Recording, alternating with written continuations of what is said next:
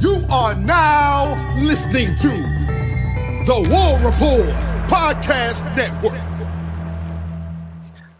What is up, everybody? Welcome back to College Loop Podcast of the 273 of the College Loop Podcast. I'm Dylan Larck on Twitter, here to talk to y'all today about Auburn basketball, because it is now basketball season. Auburn football, of course, on a bye week, so no Hugh Freeze press conference to talk about. Of course, we'll still have the pregame show talking about Auburn basketball and still doing the pick'ems for the week. I'd still do that. But to go ahead and start off, the SEC power rankings that I typically do after the Hugh Freeze segment will be at the end of the show, so I can highlight last night's game for women's basketball as they beat Southern Illinois, and of course talking about Auburn men's basketball season opener versus the Vermont Catamounts, a game that Bruce Pearl talked about could be a Yale-like team, so a little worrisome in that regard. But just to get started with men's basketball here, Kyan Anthony, son of Carmelo Anthony, announced that he will be committing on November 15th. So in about 10 days, we'll see that. Auburn's in his top three alongside his dad's alma mater, or I don't even know if he was there long enough for that to be his alma mater, but his dad's old school in Syracuse, and of course USC. Auburn still remains I don't know if Auburn's the favorite to land Kyan Anthony, but the fact that Auburn's still in a lot of these recruiting battles for some of these top guys is very, very good, because, if you go into next season, you have two freshmen on scholarship, barring anything else happening if Todd Pettiford and Ja'Kai Howard end up leaving for the draft. So, so stay tuned for that. Hopefully Auburn can land Kyan Anthony. The 2025 class is going to need a lot of talent in order to kind of make up for the loss of scholarship players. And of course, you also have to go hard in the portal for this as well. So it is now Tuesday, November 5th, and we are a day away from Auburn basketball's season opener at home versus Vermont. And Bruce Pearl, again, has said that this team is very Yale-like in regards to they can shoot the ball very well.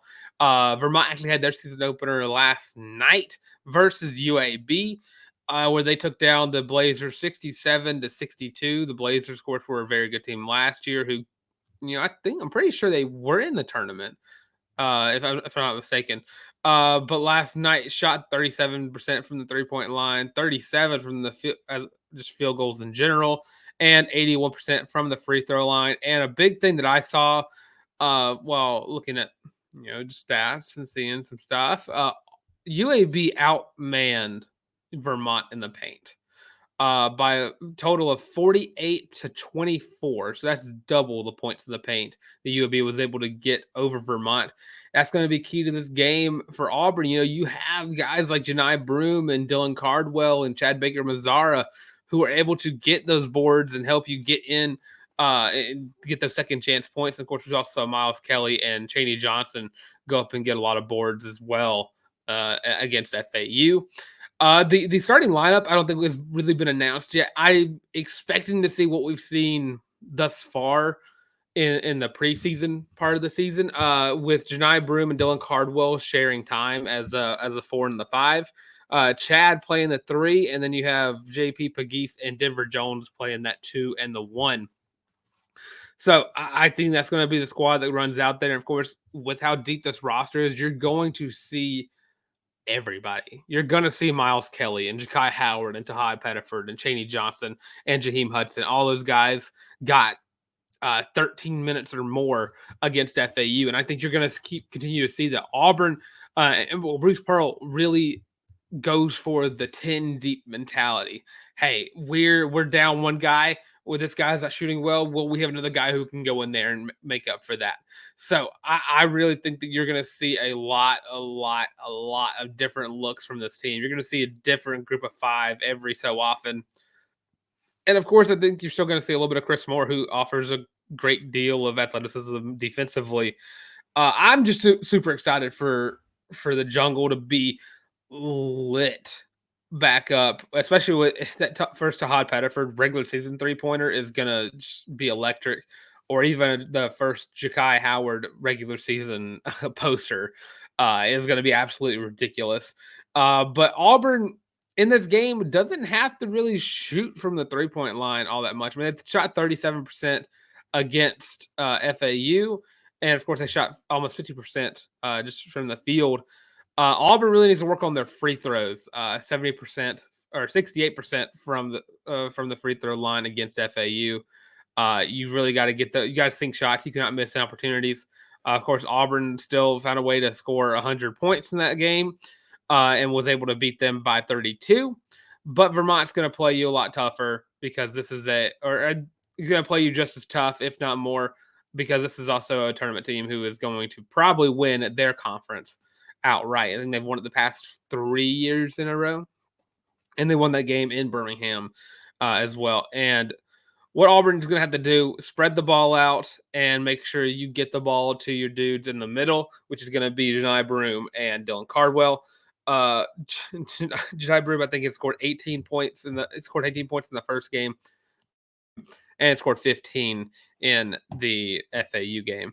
But there's a lot of points to be scored in this team. Denver Jones scored 13. Jake McGee's put up 11. Miles Kelly put up 15. Ja'Kai Howard put up 14. And Tahai Pettiford put up 12. Overall, I think Auburn's going to win this basketball game. I think it's going to be close-ish. I'm trying to think of where exactly this team is to where I can pick how many points they're going to put up.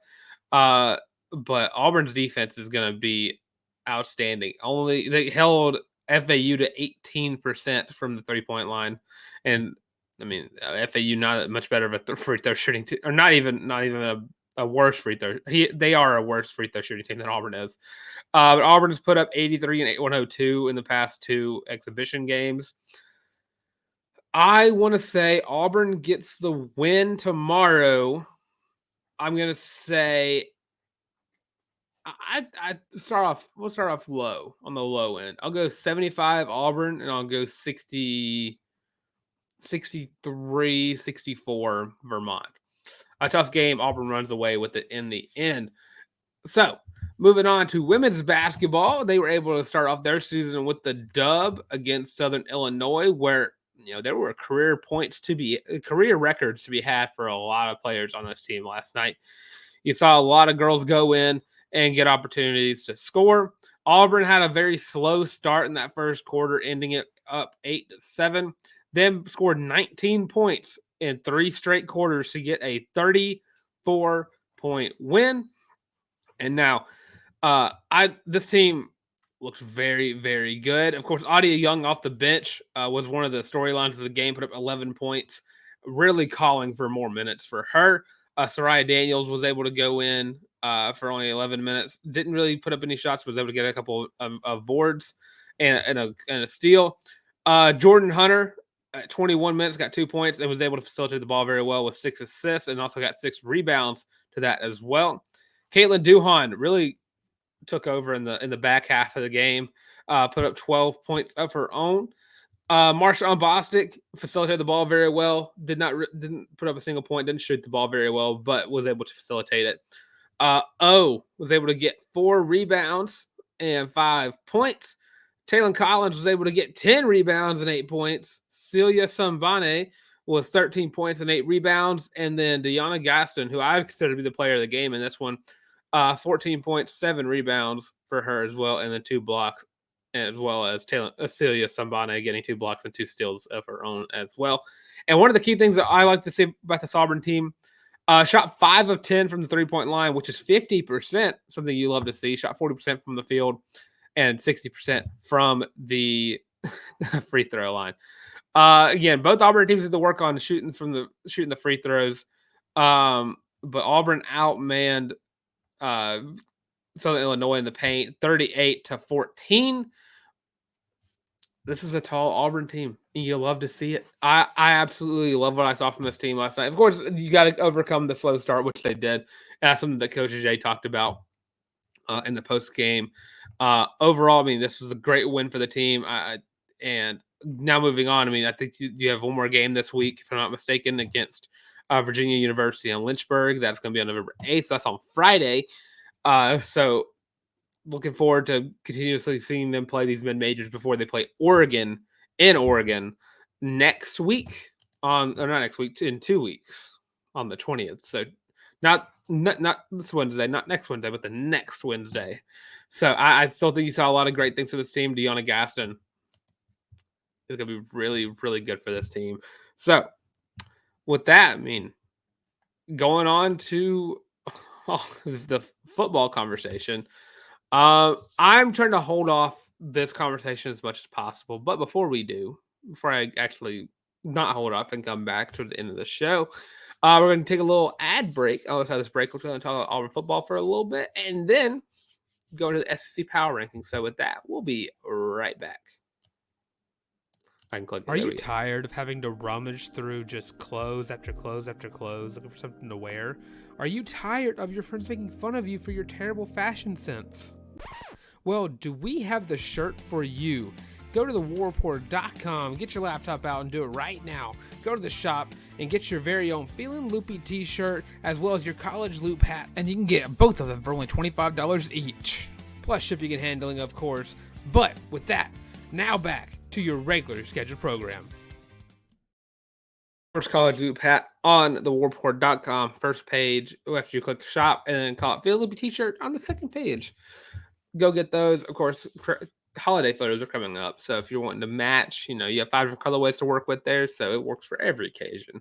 So don't forget to like, comment, subscribe as well. Leave your predictions for Auburn versus Vermont. And of course, what are your thoughts on Auburn women's basketball? I think both teams should be getting a lot of looks, especially I would love to see what we saw last year with Auburn women's basketball, the fans just kind of blowing up the attendance records. Want to see that more of that. This team is a lot.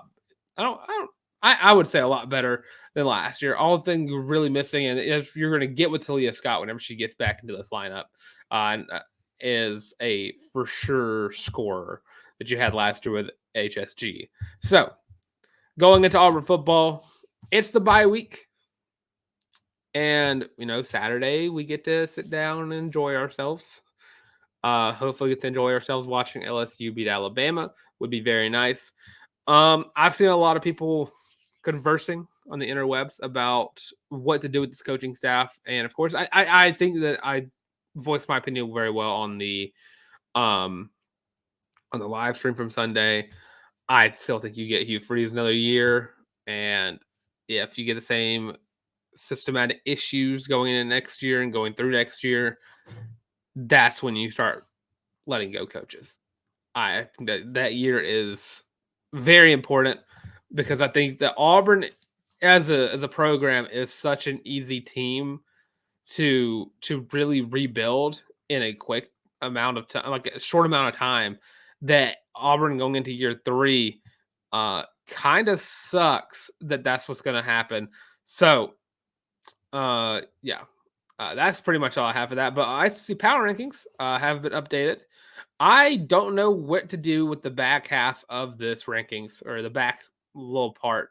Like 16 through 12 is extremely hard for me. I still have Missouri down low until they prove to me that they can win a football game against a good team. So 16, Mississippi State, 15, Kentucky, even though they played very close to Tennessee. I still can't get over the fact that Auburn whooped them in Lexington. 14, I have the Missouri Tigers. 13, I have Oklahoma. 12, I have Auburn. 11, I have Florida. 10, I have Arkansas. 9, Ole Miss. 8, Texas A&M. 7, South Carolina, jumping over the Aggies in that one. 6, Vanderbilt. 5, Alabama. 4, LSU. 3, Tennessee. 2, Texas. And number 1, Georgia. That top 4 did not move. Or the top 3 did not move at all. LSU was able to jump A&M after A&M got absolutely wiped by South Carolina. So that's my SEC power rankings of the week. Of course, we won't have to talk about Auburn football for the remainder of this week. Auburn basketball is going to be on our television sets. So let's get hyped up for that. And of course, Saturday, Auburn basketball plays Houston. So we'll be talking about that on the Thursday show. So with that short show today, very short one, 15 minutes, about on the dot. So that being said, I'll let y'all get to your day. And of course, don't forget to like, comment, and subscribe leave your predictions for Auburn versus Vermont. What do you want to see from this Auburn Tigers team in their season opener? And of course, let me know what you thought of Auburn women's basketball's performance last night. But with that being said, I am Dylan Larck, A-Boy on Twitter, also on Instagram as well at Dylan Larck at DYLANLARCK. And of course, if you can follow the socials for us all over the place. That's at The College Loop on Instagram, TikTok, Facebook, Instagram, the works, all of those at The College Loop. And of course, our version of the show on Spotify Podcasts, Google Podcasts, and Amazon Music. And of course, all that being said, thanks for watching. And as always, War Eagle.